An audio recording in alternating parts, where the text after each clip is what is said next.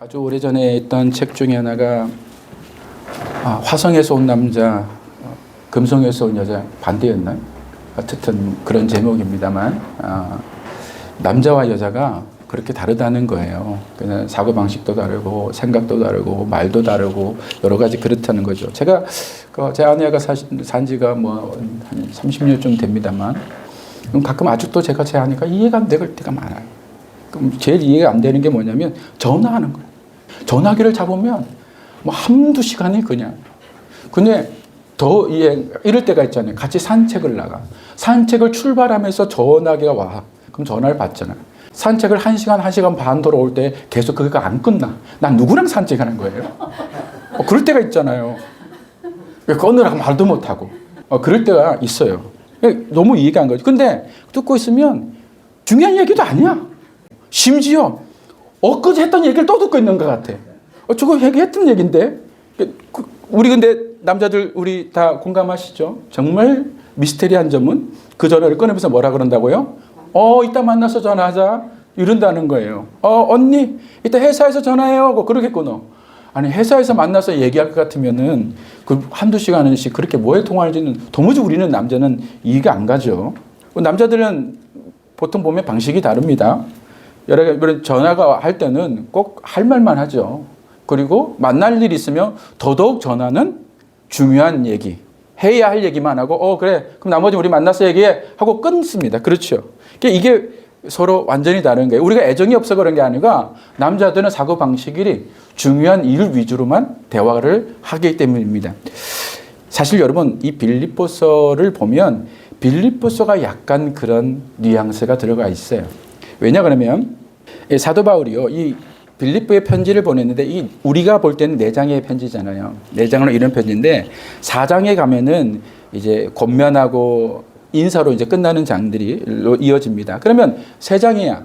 첫 장에서부터 중요한 내용까지 한다면 1, 2, 3장 안에 다 들어가 있어요. 그런데 그렇게 대화를 하다가 2장 안에 이거 1, 2장 안에서 그냥 천국 시민답게 그에 합당한 삶을 살아라고 그렇게 권면하고 난 다음에 이제 그 다음에 또 어떤 중요한 얘기가 나올 것 같은데 오늘 본문을 보면 2장에 마무리하는 그 지점에서 갑자기 얼른 이 편지를 마무리하는 듯한 분위기로 넘어가고 있다는 거예요. 그 이유가 있어요. 여러분 빌립보서가 다른 어떤 교회들에게 보낸 편지, 로마나 고린도나 갈라디아나 데살로니가 골로새 이런 곳에 보낸 편지들과는 조금 성격이 다르기 때문입니다. 다른 서신들은 보면 그 교회 안에 있던 문제들을 놓고 어떤 교리나 아니면 책망할 것이 있거나 아니면 교훈할 일이 있다면 그런 위주로 그 편지를 썼는데 반면에 빌립보서를 보면 마치 바울이 빌립보 교회에 전하는 연애 편지 같은 느낌이 많이 들죠. 그의 애정과 사랑이 잔뜩 담아져 있는 거예요. 그러면서 바울이 뭐라고 그러냐면 야 내가 급하게 너희에게 전할 말이 있어서 이것은 쓰긴 쓰지만 중요한 얘기는 우리 만나서 얘기하자 하는 그런 얘기를 하고 있네요. 그래서 24절에 가보면 나도 속히 가게 될 것을 주 안에서 확신하노라 이렇게 말합니다. 내가 빨리 가서 너희들을 만날 것을 나는 확신하고 있어. 나는 그렇게 너희를 만나기를 원해. 그래서 우리가 만나면 지금까지 못 나눴던 이 사랑의 아름다운 교제를 우리 함께 나누자 하는 그런 바람을 드러내고 있는 것을 볼 수가 있는 거예요. 그러니까 2장의 그 본문의 얘기를 하고 난다면 19절부터는 갑자기 급하게 어떤 이야기들을 정리하는 얘기입니다. 그러면 19절부터 30절까지 읽었던 이 본문의 내용은 뭐냐? 바울이요. 내가 너에게 방문할 거야. 내가 너희를 만나러 갈 거야. 그 얘기하고 난 다음에 뭐라고 하냐면 그런데 내가 앞서서 내가 가기보다는 앞서 2 사람을 너에게 보낼 거야 하는 그 얘기를 하고 있는 거예요. 자, 그런데 바울이요. 그냥 2 사람을 보내는 것이 단순하게 어떤 앞서 사람을 보낸다는 느낌보다도 오늘 이곳에서 바울은 긴 이야기를 하고 있는 거예요. 이 편지 전체에서의 이 디모데와 에바브로디도에 대한 이야기가 상당히 많은 이야기를 담고 있거든요. 그것은 왜 그러냐면 바울이 이 사람들, 단순하게 이 사람이 나한테 도움을 준 사람들이거나 혹은 교회에 도움이 될 사람이라고 해서 이것을 설명하는 것이 아니라 이 말씀 안에는 뭐냐면 바울의 깊은 그들에 대한 신뢰가 있고 교회가 또 그들이 아주 높게 평가한 참된 일꾼이었음을 사실 이 내용 안에 다 담고 있는 겁니다. 그러니까 하나님이 기뻐하시고 기대하시는 그런 사역자의 모범을 이 두 사람 안에 오롯이 담아서 말을 하고 있는 것이죠. 이 두 사람, 저는 이것을 갖다가 보낼 사람이라 했고 한 사람은 또 보낸 사람이라고 정의했습니다. 여러분 이 두 사람을 보면서 하나님께서 오늘 이 빌립보서 가운데 주시는 그 아름다운 교훈이 여러분에게 충만히 임하기를 원합니다. 첫 번째는 보낼 사람입니다. 이 보낼 사람이 누구냐면 디모데입니다. 디모데를 보내려 하는 이유를 한 사람을 나보다 앞서서 보내야 해서가 아니었습니다.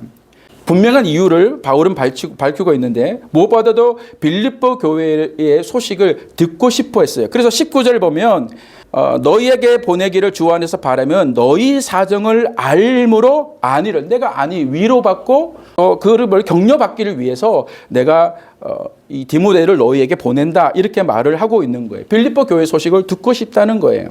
그런데 오늘 본문에는 이렇게만 얘기했지만 사실 원어에 이렇게 보면 내가 너희의 소식만 듣고 싶은 게 아니라 나의 소식도 너희에게 들려주고 싶다.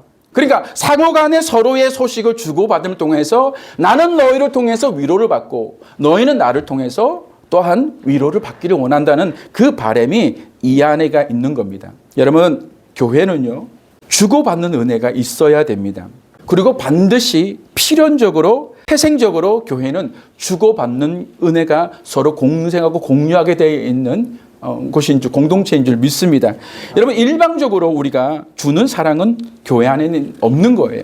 아 목사님 우리는 구제 아니라고 많은 사람들에 나눠주고 가난한 사람들을 나눠주고 하고 있는데요. 맞습니다. 근데 여러분 보세요. 주는 쪽 받는 쪽 우리가 사실 그렇게 낚여지지만 교회는요. 줌으로 인하여서도 그 사람이 감사를 표현하지 않고 그 사람이 우리가 베푸는 그 친절에 대해서 반응을 하지 않는다 할지라도 교회는 줌으로 통하여서 얻어주는 은혜가 있는 거예요. 그게 교회예요. 왜 그렇습니까? 내가 나누어 줄 때 누구를 발견하게 되는 거예요? 예수 그리스도를 보는 거예요. 내가 줌을 통하여서 우리를 위해서 희생하시고 십자가에서 우리를 그 사랑과 생명을 주신 그 예수 그리스도를 보게 되는 거예요. 여러분 이 복음이 없이 그냥 나누어준다? 그 행위로 끝났다? 여러분 그 구제는 실패로 끝난 구제예요. 하나님이 원하시는 구제가 아니에요.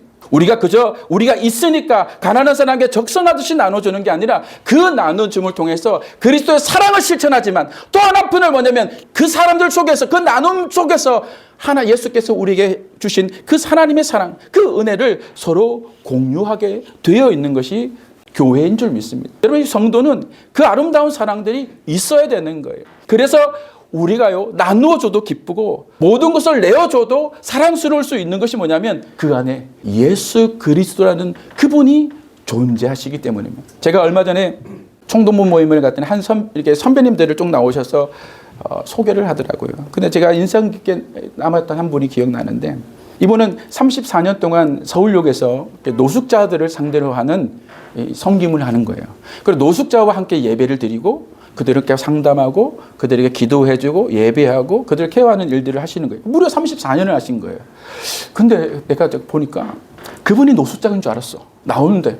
목사님들 나와서 소개하라고 쭉 나오는데 보니까 허름한 옷에 까만 피부에 이 다듬지 않은 머리에 그렇게 해서 나와 있는 모습이 영락없는 제가 봤을 땐 그분이 정말로 노숙자인 것 같더라고요. 그런데 그분이 자기의 사역을 이렇게 소개하면서 34년 동안 이 사역을 해왔고 한결같이 그 자리에서 그곳에서 예배드리고 있고 그 얘기를 하는 거예요. 그런데 그렇게 해왔고 오랜 세월 퍼주면서 이 일들을 해왔지만은 자기는 너무 감사하다는 거예요. 그런데 그 감사하다는 말이 허튼 말이 아니라고 느끼는 게 뭐냐면 그렇게 허투름하게 보였던 그분의 얼굴 속에서 그 말하는 대화 속에서 미소가 있는데요. 평안하더라고요. 정말은 저분은 저 사역이 즐겁구나. 저 사역이 감사구나 하는 걸 느낄 수가 있는 거죠. 여러분 인간적으로 생각해 보면 그게 뭐가 좋겠습니까? 34년 동안입니다. 여러분 30년 동안 한결에 그냥 그래서 개척하려고 목회를 했다면 지금 그런 행색을 하고 하셨을까요? 지금은 이제 은퇴를 앞에 두셨는데 여러분 그 사역이 얼마나 힘들었을까? 그냥 매일 나눠줘야 돼. 계속 나눠줬는데도 끝이 없어. 계속 달라고 오는 사람들. 여러분 얼마나 지칠까? 그런데 그 속에서 그분의 받은 은혜가 있는 거예요.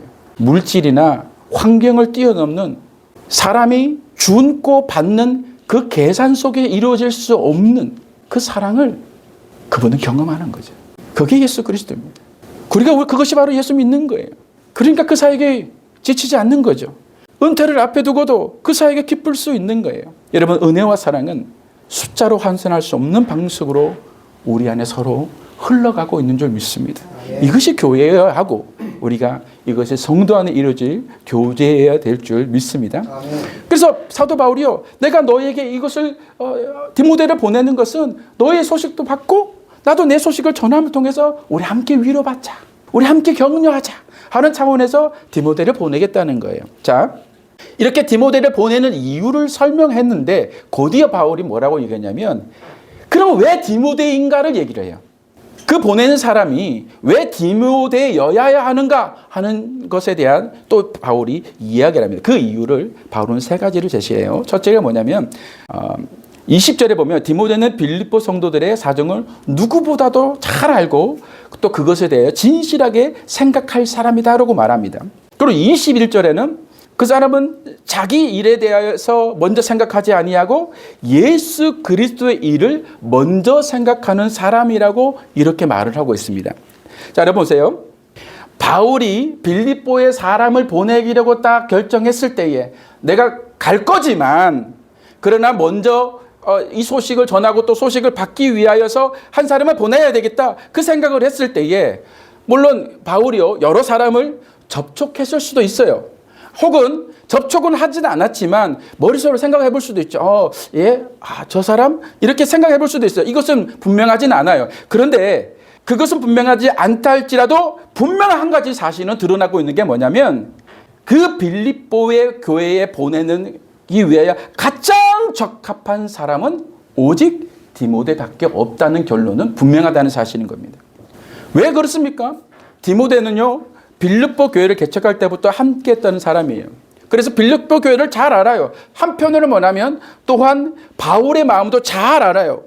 그렇기 때문에 이 둘 사이의 마음을 잘 전달하고 이해할 사람은 이 디모데다, 이렇게 생각했다는 거예요. 그리고 또 하나가 뭐냐면 아까 방금 읽었던 21절에 디모데는 자기 일의 것을 먼저 생각하지 않는다는 거예요. 근데 다른 사람들은 다 생각해 보니까 자기 것을 먼저 계산하는데, 이 디모데는 자기 것을 먼저 생각하는 게 아니라 예수의 일을 먼저 생각하는 그런 사람이었다라고 말하는 거예요. 여러분, 디모데가 나이가 어린 이 사람이 어떻게 이런 마음을 가질 수 있을까? 어떻게 이런 훌륭한 인격과 사역자의 자세를 가지고 있었을까? 여러분, 우리가 가질 수 있는 질문이죠. 그런데 그 힌트가 세 번째에 있어. 그 세 번째가 뭐냐면 22절입니다. 22절에 뭐라고 되어 있습니까? 읽어볼까요? 디모데의 연단을 너희가 안 하니 자식이 아버지함과 같이 나와 함께 복음을 위하여 수고하였느니라. 디모데는 그렇게 훌륭한 수 있는 자로 성장할 수 있었던 것은 바로 그가 연단받은 종이었다는 거예요. 복음을 위하여서 연단받은 사람이었다고 이렇게 말을 하고 있는 겁니다. 여러분, 여기 연단이라는 이 단어, 그 헬라를 보면 도키메입니다. 근데 이 도키메가 어떤 뜻을 갖고 있냐면 시험, 시련, 이런 뜻을 갖고 있어요. 그러니까 시험이라 생각하면 우리는 이렇게 생각하죠. 우리가 생각하는 시험은, 여러분이 머릿속에 딱 인식되는 시험이 뭐냐 그러면 예수님께서 사도 마귀에게 시험을 받으셨던 것처럼 우리를 유혹하기 위한 시험이죠. 그렇죠? 이걸 견디나 못 견디나, 이기나 못이냐, 통과하나 통과하지 못하나, 너는 탈락할 건가 성공할 건가 하는 그런 것의 시험입니다. 그런데 그 시험이 아니에요. 여러분, 그 시험은 페이라조라는 또 다른 단어가 있어요. 그런데 이 도키메는 그런 의미에서 시험이 아니라 이 페이라조하고는 조금 다른 거예요. 이 시험, 시련이라는 말을 갖고 있지만 그 안에 또 내포되어 있는 또 다른 의미가 있어요. 그게 뭐냐면 증거, 또 통과된, 확인된 하는 그런 의미가 담겨져 있는 거예요. 자, 시험이라는 뜻 안에 통과되어서 증거되었다는, 증명되었다는 또 뜻이 함께 있는 거예요. 그럼 이 시험은요, 이 시험은 통과할 것인가 통과 못할 것인가에 대한 얘기가 아니에요. 그건 페이라조래요. 도키메는 이 시험은 시험인데 반드시 누구나 통과한다가 내포되어 있는 겁니다. 그래서 그걸로 확증된다는 거예요. 그걸로 증명된다는 거예요. 그걸로 확인된다는 거예요. 여러분 세상에 이런 시험이 있습니까? 그런데 이런 시험이 있어요. 이 시험은 누가 주시는 시험입니까? 하나님이 주시는 시험. 그걸 연단이라고 그러는 거예요. 여러분 이 연단은요. 통과할 수도 있고 실패할 수도 있고 하는 얘기가 아니에요. 연단은 반드시 통과한다예요. 시험을 통과한 사람이 연단 받은 사람은 이미 시험을 통과한 사람이고 연단 받고 있는 사람은 시험을 통과할 사람입니다. 그게 차이점은 없어요. 페이라주가 아니에요. 넘어지고 실패해서 좌절하고 너는 자격 없어가 아니라 하나님이 주시는 우리에게 시험, 그 연단이라는 것은 반드시 너는 통과하게 된다는 거예요. 근데 어떻게 통과합니까? 하나님 실패할 수도 있잖아요. 넘어질 수도 있잖아요. 좌절할 수도 있잖아요. 근데 제가 어떻게 그걸 통과한다고 확신할 수 있습니까? 그 통과, 그 시험, 네가 통과하는 거 아니야. 내가 통과시키는 거예요. 너는 그곳을 통하여서 나는 내가 원하는 너를 만들어 갈 뿐이야. 사랑하는 여러분, 금을요, 순금이 찍고 그렇지 않은 금 외에는 없어요. 금이 재련하지 않는 데서 금이 아닙니까? gem이죠. 단지 그 안에 불순물이 많이 껴있는 것 뿐이야. 이 연단이라는 것은 그 금을 더 불순물을 빼서 귀한 순금으로 만들어가는 과정인 거예요. 이것이 하나님께서 우리에게 주시는 고난과 시험에 대한 의미인 줄 믿습니다. 그러니까 여러분요, 마귀가 우리는 주는 시험은 우리를 넘어뜨려 하지만 하나님이 우리에게 던져주신 연단의 시험은 그저 우리를 더 만들어 가시는 거예요. 여러분 오스왈드 챔버스의 주님은 나의 최고봉에 보면 이런 말이 있더라고요. 하나님이 당신의 잔을 달콤하게 만드셨다면 감사 기도를 드리고 그것을 마셔라. 하나님이 그 잔을 쓰게 만드셨다면 그분과 교제하며 그것을 마시라는 거예요. 여러분 하나님 이 쓴 잔을 내게서 옮겨주시옵소서라고 우리는 그렇게 기도할 자격이 없습니다. 하나님께서 우리에게 연단으로 내어주신 것이라면 우리는 그 쓴 잔을 달게 해달라고 하나님께 기도할 것이 아니라 하나님 당신의 이 쓴 잔을 내가 잘 마실 수 있도록 내게 힘을 주시고 나를 붙들어 주시옵소서 하고 그 잔을 마시는 거예요. 여러분 왜 마십니까? 주님이 나를 죽이기 위해서 이 쓴 것을 먹은 게 아니라 약으로 내게 주셨다는 것을. 그래서 내가 더 단단해지고 더 튼튼해지고 더 좋은 나로 그렇게 성화되어 갈 것을 믿기에 가는 거예요. 금이 풀무불에 들어갈 수 있는 것은 나는 금이란 내 존재는 변하지 않는 거예요. 그 사실은 바뀌지 않는 거예요. 단지 내가 더 좋은 금으로 나가는 거예요. 그러니까 그 금을 재련하시는 그 하나님을 우리가 믿는 것이죠. 여러분 바로 이 디모데가 복음을 위하여서 그런 연단을 받은 사람인 거예요. 그러니까 여러분 하나님이 아무나 보내는 게 아니야. 보낼 사람 생각할 때 아무나 떠올리는 게 아니야. 개척 아무나 하는 거 아니야. 그곳에 아무나 오는 게 아니야. 하나님이 쟤는 통과시킬 거야 하는 사람 오는 거야. 할렐루야. 우리 임 목사님 활짝 웃으시잖아요. 네? 여러분 우리 모두가 그런 거예요. 아멘. 여러분 주님의 마음을 우리가 아는 거 중요하죠. 예수의 심정을 가지고 그냥 막 자기 유익을 가리지 않고 하나님의 예수 그리스도의 일이라면 발벗고 나서는 사람, 기꺼이 나서는 사람, 이런 사람이 있어야 됩니다. 이런 사람 되어야 합니다. 그러나 그것만으로 충분하지 않는 거예요. 그것만 가지고 나가잖아요. 반드시 사고쳐요. 연단돼야 돼요. 훈련돼야 돼요. 여러분 다이아몬드라는 원석은 깎기 전에는 보석이 아닌 거예요. 그 깎임이 있어야 진정한 보석이 되는 줄 믿습니다. 여러분 믿음 안에서 하나님이 주시는 연단의 시험들이 누구나에게 다 있습니다. 여러분 다 통과될 것을 믿으시길 바랍니다. 그 믿음을 가지려면 더욱더 하나님을 의지하고 가셔야 됩니다. 풀무불이 뜨겁습니까? 사정없는 망치질이 계속 이어지고 있습니까? 여러분의 순금으로 변화가고 계심을 믿으시길 바랍니다. 그리고 여러분 반드시 하나님께서 그렇게 통과시키실 줄 믿습니다.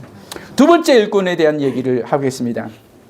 이 사람은 에바브로디도입니다.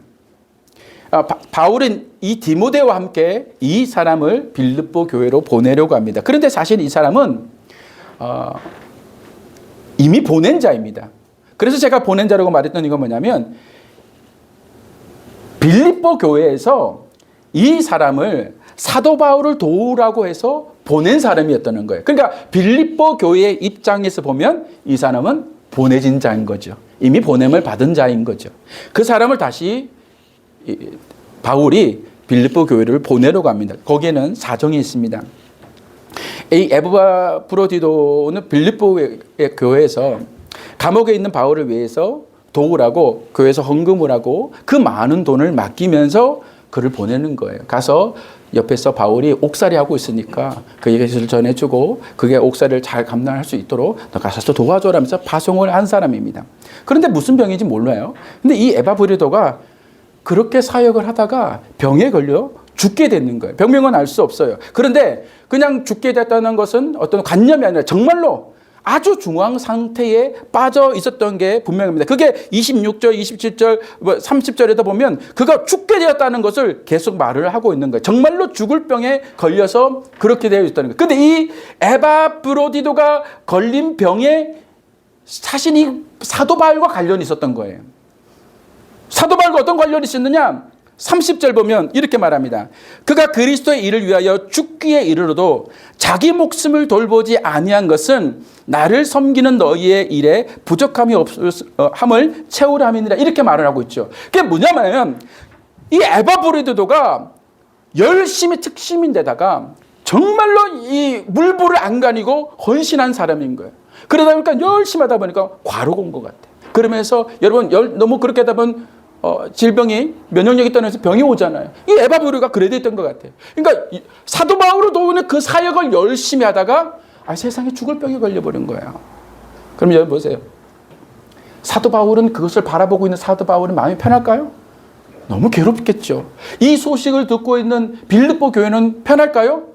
너무 괴롭겠죠. 야, 우리가 보냈는데 에바브로디도가 지금 죽게 생겼는데 큰일 났다. 아이고야, 걔가 너무 열심히 했나 보다. 여러분 이런 마음이 들지 않을까요? 다 서로 기도하는 거예요. 그런데 그 에바브로디도가 병이 나은 거야. 그래서 살게 된 거예요.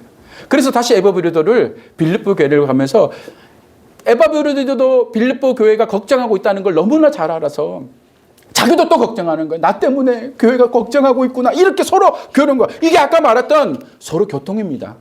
이 상호작용하는 게 있는 게 그리스도 안에서 이 마음을 갖고 서로 교통하는 거예요. 그런데 나으니 얼마나 기뻐요. 그래서 바울이 빨리 가서 그 교회에 너를 보여줌을 통해 교회가 위로받고 너도 위로받고 나도 기쁘고 우리 이렇게 하다가 그 말을 아까 하기 위해서 이 에바브로디도를 보내려고 하는 겁니다. 그런데 여러분 이 에바브로디도는 왜 그렇게 열심히 일했을까? 우리 한번 생각해 보자는 거예요. 그가 바울을 너무 끔찍히 사랑했기 때문에 요즘 애들 말로 바울 빠였기 때문에 그랬을까요? 요즘 애들이 그러죠. 누구를 따르고 막 추정하면 누구 빠 그러지요. 제 아내는 제 빠입니다만은 이렇게 되는 거죠. 그러니까 여러분 보세요. 그렇게 되는 거예요. 그러니까 바울이 에바브로디도가 사도 바울을 그렇게 했는가 해서 정말 이렇게 열심히 했는가 하는 거예요. 그렇지 않아요, 여러분. 사도 바울이요. 그것을 알 수 있는 게 사도 바울이 이 에바브로디도를 부르는 그 호칭 속에서 사도 바울이 에바브로디도를 바라보는 관점이 그 안에 다 들어가 있어. 그게 뭐냐면 여러분 25절을 보면 이렇게 나와죠. 먼저는 형제라고 부르죠. 그 다음에 뭐라고 그럽니까? 함께 군사된 자라고 말하고 그 다음에 너희 사자라고 그러고 돕는 자라고 이렇게 호칭을 하고 있습니다. 여러분 형제는 우리가 가장 교회에서 할 수 있는 가장 많이 사용되는 형칭이니까 생략하겠습니다. 군사된 자 우리가 말했죠. 지금까지 빌립보에서 쭉 보면서 우리가 왔던 하나의 큰 또 그 안에 흐르는 얘기가 뭡니까? 빌립보 교회는 로마의 퇴역 군인들이 이주해서 세운 도시라고 말씀드렸죠. 그렇기 때문에 군사된 자, 전우라 그러면 너무 감이 빨리 오는 거예요. 그래서 군사된 자를 말을 썼을 거예요. 여러분 군인들을 생각해 보세요. 내 전우 이런 느낌이면 오지요. 그럽니다. 그런데 이것보다도 사도 바울의 그런 관점, 신학적 관점뿐 아니라 또 그 사역에 대한, 동력에 대한 관점에 확 들어가 있는 게 뭐냐면 그 뒤에 하는 말입니다. 그게 뭐냐면 사자와 돕는 자라는 말이에요. 자, 여러분 먼저 사자라는 말이 어떤 말이냐면 우리가 너무나 잘 아는 아포스톨로스예요. 아포스톨로스가 뭡니까? 사도예요. 사도예요. 그러니까 예수님의 12제자를 말할 때 이 아포스톨로스라고 말하죠. 사도라고 말해요. 그 사도라는 말 자체가 보냄을 받은 자라는 사람이에요. 뭐 특사 뭐 이런 의미가 그 안에 담겨져 있는 거예요.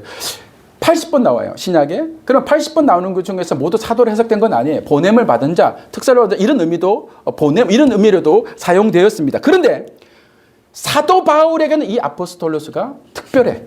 왜 그랬을까요? 사도 바울이 고린도전서 후서를 보면 사도 바울이 자기의 사도를 계속 변론을 하죠.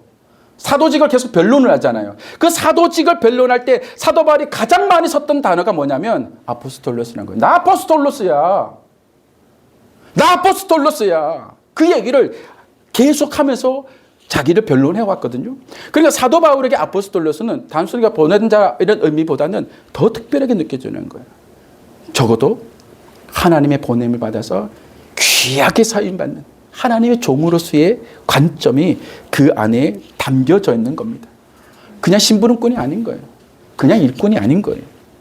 여러분 뚜렷한 목적과 확실한 부르심 속에서 보내진 하나님의 사자로 분명히 인식하고 있다는 것을 볼 수 있는 것이죠.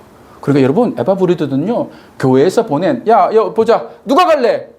아 이거 에바브라 네가 가라 해서 그렇게 보내진 자가 아니라는 거예요. 야 가서 사도 바울네 좀 도와라. 우리 학교 가니까 총장님 여기 보니까 그 비서도 있고 뭐 그러시더라고요. 그래 가서 뭐 비서 목사님도 목사이신데 제가 보니까 이렇게 또 이렇게 하는 게 보니까 참 그렇더라고요. 그런데 어쨌든 간에 그렇게 해서 도와라 그런 의미로 보는 게 아니라는 거죠.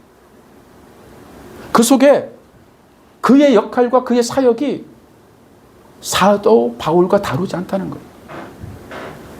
여러분 그것이 그 속에 담겨져 있는 의미입니다. 돕는 자라는 말은 그 다음에 보면 레이트로고스입니다. 이건 뭐냐면 제사장을 묘사할 때 이 단어를 써요. 근데 이 단어가 또 한 번 어디서 나면 30절에 나와요.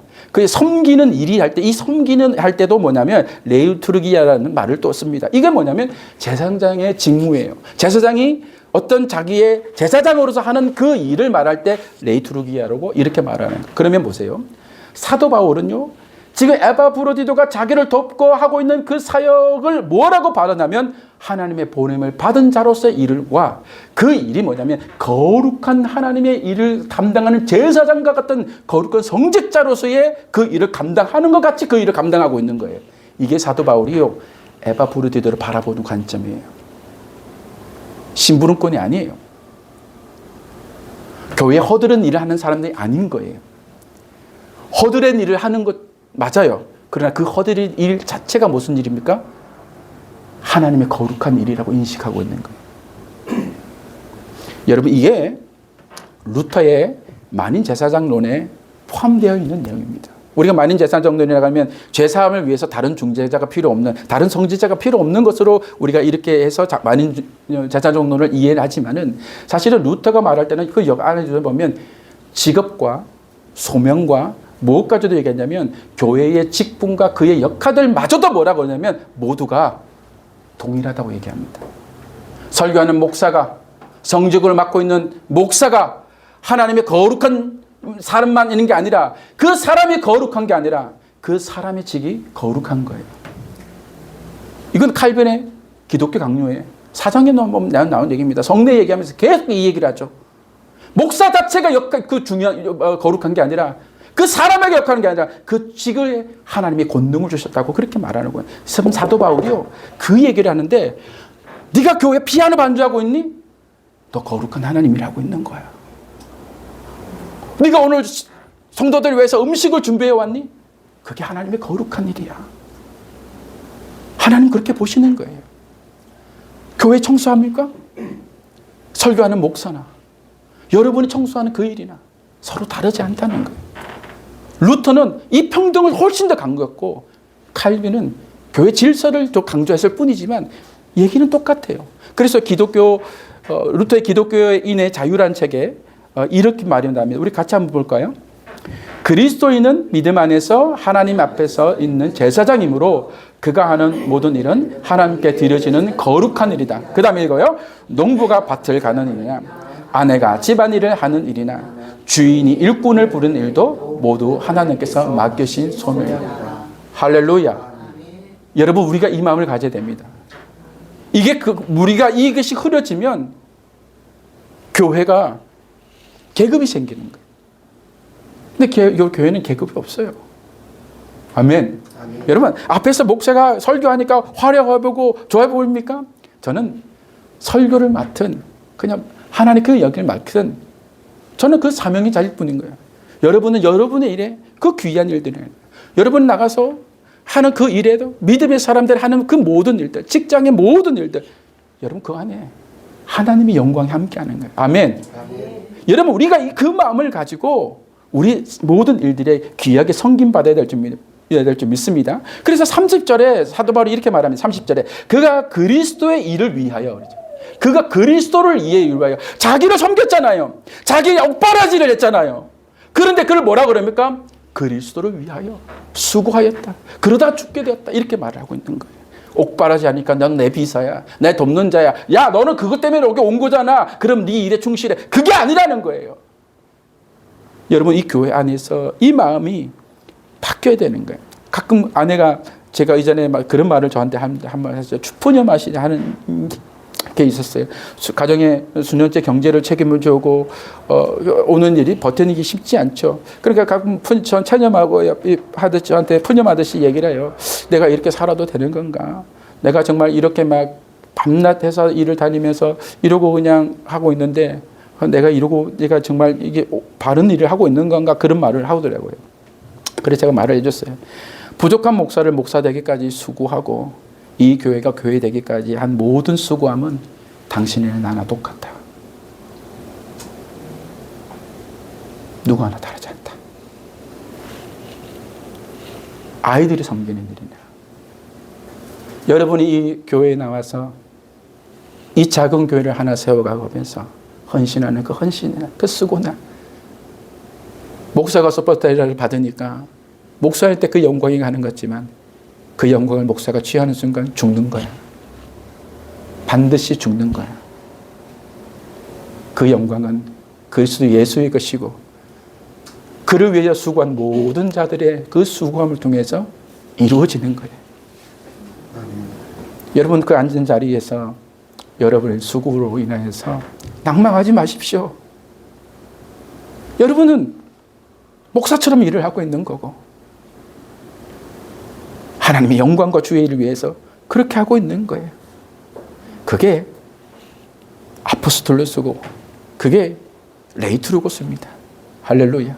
여러분, 이 은혜가 여러분 안에 있겠네요. 그래서 여러분이요, 하나님이 아무나 그것을 보낸 게 아니라 그거를 감당할 만한 사람을 보내는 거예요. 여러분, 빌립보 교회는 이 에브라디도를 그냥 보낸 게 아니에요. 그 교회의 입장에서 보면 이거를 감당할 사람이 누군가를 생각할 때 그 사람밖에 없는 거예요. 여러분, 그 많은 큰 돈을 어떻게 믿고 맡겨? 그렇죠? 지가 가서 딴짓하면 쓸 수도 있잖아. 그리고 어차피 사도 바울은 감옥에 있는데 뭘 못해요? 썼다 그러고 영수증 가짜 첨부하고 난 거기 썼는데, 여러분 그럴 수도 있잖아. 그런데 에바브로디들을 뽑은 것은 그가 그만큼 그들에게 신명이 있고 딱 누구지 할 때 떠올 때 그 사람이 떠올랐던 거예요. 하나님이요, 여러분 여기 보내시고 여러분 앉히시고 그 사역 맡기십도 한도 하나님께서 여러분이 그 사람이기 때문에 보낸 거예요. 여러분 그렇게 믿으시길 바랍니다. 영화 한 편을 소개할까요? 맨 오브 어너라는 영화입니다. 이 영화가 1950년, 60년대를 배경으로 한 영화인데요. 이때만 해도 미국의 인종차별이 굉장히 심할 때예요. 유색인종에 대한 차별이 너무 심해서 한 곳에서 술집도조차도 흑인들만 가는 술집, 백인만 가는 술집이 나눠질 정도로 굉장히 그래서 군대도 마찬가지예요. 군대도 안에서도 보면 그런 게. 근데 이때 어떤 배경이냐면 미 해군의 특수 잠수 학교가 있어. 근데 여기는 백인만 가는 곳이야. 흑인들이 들어간 적이 없어.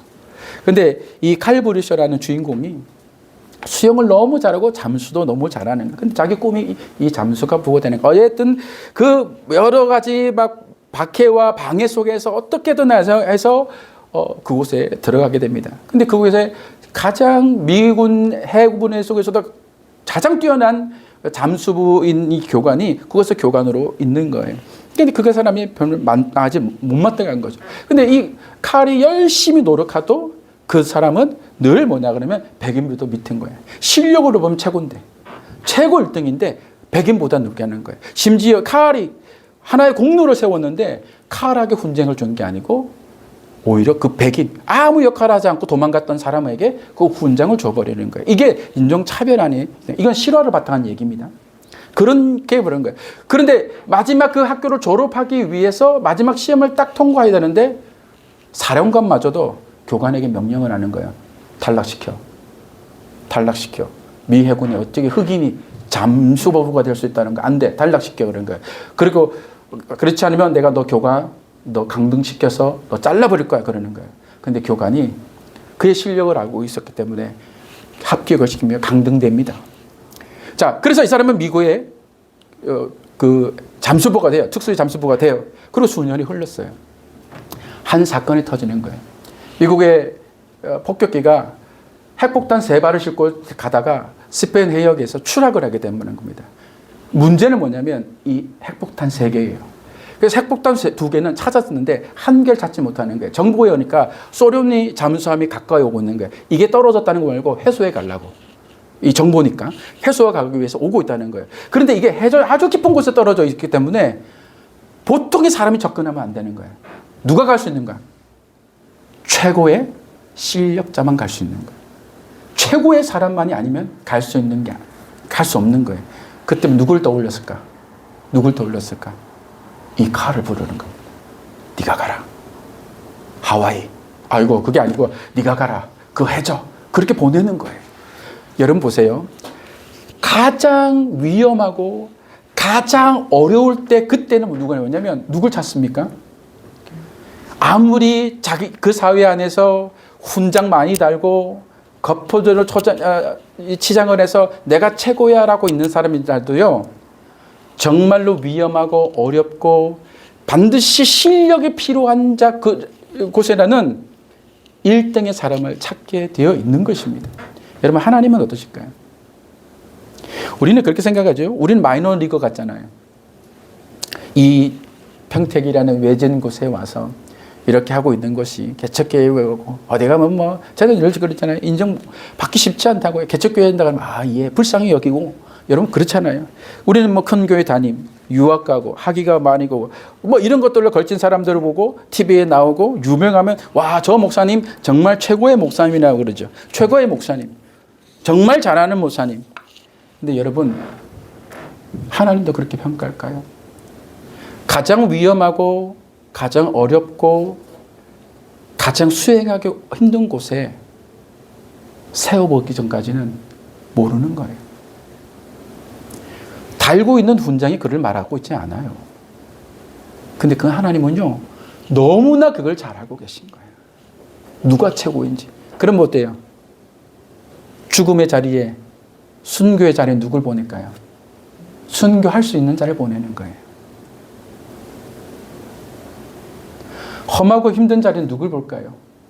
그걸 감당할 수 있는 자를 보내는 거예요. 그게 하나님의 방식이에요. 20절 보세요. 뭐라고 그럽니까? 사도 바울이 이렇게 말합니다. 이는 뜻을 갖춰야 너의 사정을 진실히 생각할 자가 이밖에 내게 없음이라 말하잖아요. 내가 생각해 보니까 이 일을 수행할 수 있는 사람이 딱 떠오르는 사람이 그들밖에 없다는 거예요. 바울은 디모데를 떠오르고 빌립보가는 에바브리들을 떠오르면서 이 일을 수행할 사람은 그들밖에 없다는 거예요. 여러분 이것이 우리에게 부르신 하나님의 사명이고 하나님이 부르신 이유인 줄 믿습니다. 여러분 심지어 이 에바브리들은 이 빌립보의 서에 단 한 차례는 이름이 등장합니다.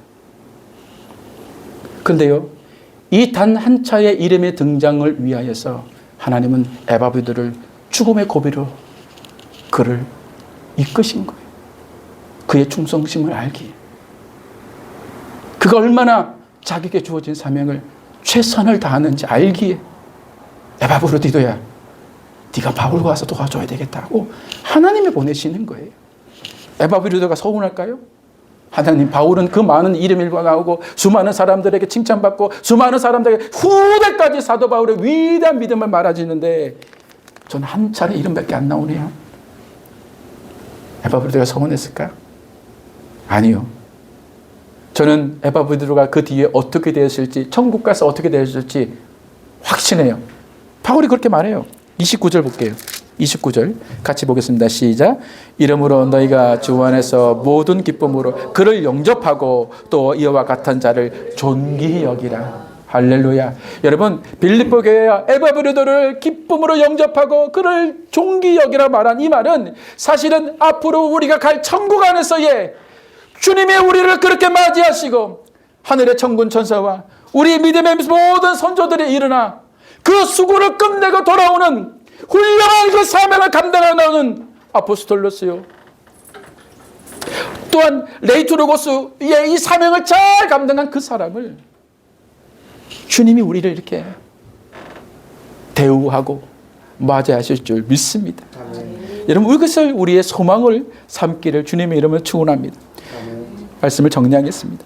여러분, 하나님이 찾으시는 사람은 화려하게 치장된 사람이 아니에요. 세상이 말하는 성공의 자리에 있는 사람이 아니라 누군가 반드시 가야 할 그 자리에 주님을 위해서 기꺼이 예라고 말할 수 있는 사람, 그리고 하나님의 연단 앞에서 비록 쓴 잔이랄지라도 마다하지 않고 주님과 함께 그 잔을 마시는 사람, 그게 디모데였고 에바브로디였거든요. 그 사람이 하나님이 보낼 사람이며 하나님이 보낸 사람인 줄 믿습니다. 우리 모든 이 땅에 각자의 자리에서 보냄을 받은 자들이죠. 여러분 가정에서요, 여러분 직장에서요, 여러분 교회에서, 혹은 눈물 나는 골짜기 한가운데서 주님은 우리를 그 자리로 보내신 거예요. 그리고 그 자리에서 하나님 우리를 충성한 자로 기억하실 줄 믿습니다. 진짜는 가장 위대할 때에 하나님이 찾으시는 사람입니다. 내가 딱 생각하는, 딱 떠오르는 사람이 너더라. 너밖에 없다라는 그 부르심이 여러분 안에 충만하기를 원합니다. 마지막으로 이 말씀을 붙듭시다. 모든 기쁨으로 그를 영접하고 또 이와 같은 자들을 존귀히 여기라.